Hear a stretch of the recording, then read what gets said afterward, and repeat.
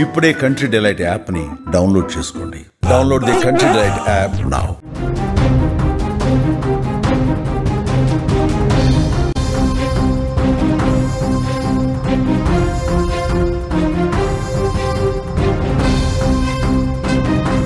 బాల్యంలో అందరితో పాటు సరదాగా ఆడుకోవాల్సిన ఆ చిన్నారులకు కొండంత కష్టం వచ్చింది. బడికెళ్ళి చదువుకోవాల్సిన వారికి బతుకు భారంలా మారింది. అప్పుడు తండ్రి, ఇప్పుడు అమ్మ ఇద్దరూ చనిపోవడంతో పాపం ఆ చిన్నారులు అనాథలుగా మిగిలిపోయారు. ఇప్పుడు మాకు దిక్కెవరు దేవుడా అంటూ కన్నీరు పెడుతున్నారు.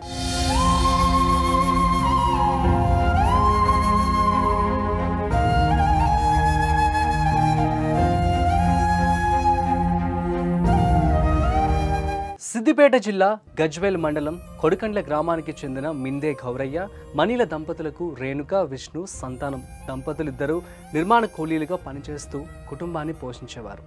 4 ఏళ్ల కిందట గౌరయ్య అనారోగ్యంతో మృతి చెందాడు. భర్త దూరమైన బాధను దిగమింగిన మణిల గజ్వేల్లోని ఓ హోటల్లో పనిచేస్తూ పిల్లలను కంటికి రెప్పలా చూసుకుంటుంది. కుమార్తెను గజ్వేల్ ప్రభుత్వ కళాశాలలో ఇంటర్ ద్వితీయ సంవత్సరం, కుమారుణ్ణి ప్రభుత్వ పాఠశాలలో 7వ తరగతి చదివిస్తోంది. పిల్లలకు అన్నీ తానే చూసుకుంటున్న ఆమె పట్ల కూడా విధి చిన్న చూపు చూసింది. హోటల్లో విధుల్లో ఉండగా నెల రోజుల కిందట విద్యుదాఘాతానికి గురై తీవ్రంగా గాయపడింది. అప్పటి నుంచి హైదరాబాద్లోని గాంధీ ఆసుపత్రిలో చికిత్స పొందుతూ మంగళవారం అర్ధరాత్రి కన్ను మూసింది. అమ్మ కోలుకొని ఇంటికొస్తుందన్న ఆశతో ఉన్న పిల్లలకు ఈ దుర్వార్త శరాఘాతంలా తాకింది. ఉన్న ఒక్క ఆధారము దూరం కావడంతో పిల్లలు కన్నీరు మున్నీరయ్యారు. ఓదార్చేవారు ఎవరూ లేకపోవడంతో గ్రామస్తులు, దూరపు బంధువులు అక్కున చేర్చుకున్నారు. అంత్యక్రియలకు సహకారం అందించారు.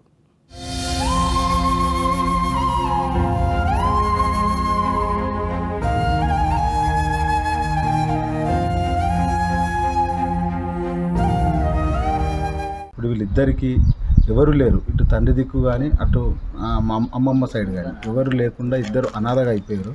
కనీసం ఉండడానికి కూడా వాళ్ళకు ప్రభుత్వం ఒక చిన్న ఇల్లు ఇచ్చింది తప్ప వాళ్ళకు జాగాలు కానీ భూములు కానీ ఎలాంటి లేవు, ఆస్తిపాస్తులు చూడడానికి కూడా బంధువులు కూడా లేని పరిస్థితి ఏర్పడింది. కాబట్టి ప్రభుత్వం కానీ మానవత్వం దృక్పథం ఎవరైనా సరే వాళ్ళను ఆదుకోవాలని మేము గ్రామస్తులం అందరం కలిసి కూడా నిన్న అంత్యక్రియల్లో కానీ ఈ దశదిన కర్మకు సంబంధించినవి కూడా గ్రామస్తులు వాళ్ళు వీళ్ళు కొంత తోడ్పాటుతో చేయడం జరుగుతుంది.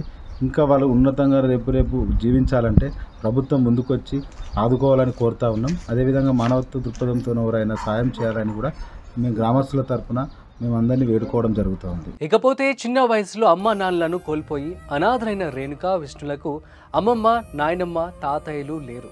పెదనాన్న యాదయ్య కొన్నేళ్లుగా పక్షవాతంతో మంచానికే పరిమితం కావడంతో ఆయన భార్య, 2 పిల్లలు దయనీయ స్థితిలో ఉన్నారు. అవివాహితుడైన చిన్నాన్న మీనయ్య కొన్ని రోజులుగా అనారోగ్యంతో బాధపడుతున్నారు. ఆయన్ను చూసేవారే కరువయ్యారు. ప్రస్తుతం ప్రభుత్వం ఇచ్చిన 2 పడక గదుల ఇల్లు తప్ప పిల్లలకు ఏ ఇతర ఆస్తులు లేవు. వారిద్దరి చదువు ఆగిపోయే పరిస్థితి ఏర్పడింది. దీంతో ఇప్పుడు మాకు దిక్కెవరంటూ ఆ పిల్లలు ఆదుకునే వారి కోసం ఎదురు చూస్తూ ఉన్నారు.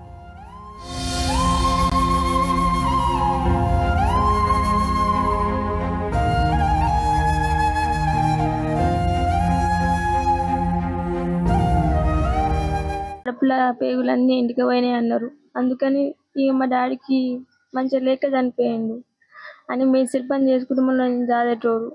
ఇక మా డాడీ చనిపోయాక మా అమ్మ 2 ఇయర్స్ బ్యాక్ కరెంట్ షాక్ వచ్చింది. కరెంట్ షాక్ రాగానే ఆ హోటల్లోనే తోలుకొని మా తమ్ముడు కూడా తోలుకొని గవర్నమెంట్ హాస్పిటల్ తోలుకుపోయినాం. గవర్నమెంట్ హాస్పిటల్ తోలుకోతే ఆడ పట్టదు అన్నారు. అందుకని గాంధీ హాస్పిటల్ తీసుకుపోయినాం. గాంధీ హాస్పిటల్లో నెల రోజులు ఉన్నాం. నెల రోజులు ఉన్నా కానీ మా అమ్మ బతకలేదు, చనిపోయింది. డాక్టర్ మాకు బలం లేదన్నారు. మా అమ్మని చనిపోగానే తీసుకొచ్చిన కానీ ఇక్కడ ఎవ్వరు లేరు మాకు. మా తాత, మా అమ్మమ్మ వాళ్ళు కూడా ఎవ్వరు లేకపోతే సాగు కూడా గ్రామ పంచాయతీ వాళ్ళే చేసిర్రు. మాకు ఎవ్వరు లేక వాళ్ళే చేసిర్రు. ఎవ్వరు లేరు మాకు, ఎవ్వరు చుట్టాలు కూడా ఎవ్వరు లేరు సార్. అమ్మమ్మ వాళ్ళు కూడా ఉంటే వాళ్ళు చనిపోయారు. మా మమ్మీకి ఒక అక్క ఉంది సార్. వాళ్ళ అక్క 3 నెలలు కూడా కాలేదు సార్ చనిపోయి. మా మమ్మీ చనిపోయింది.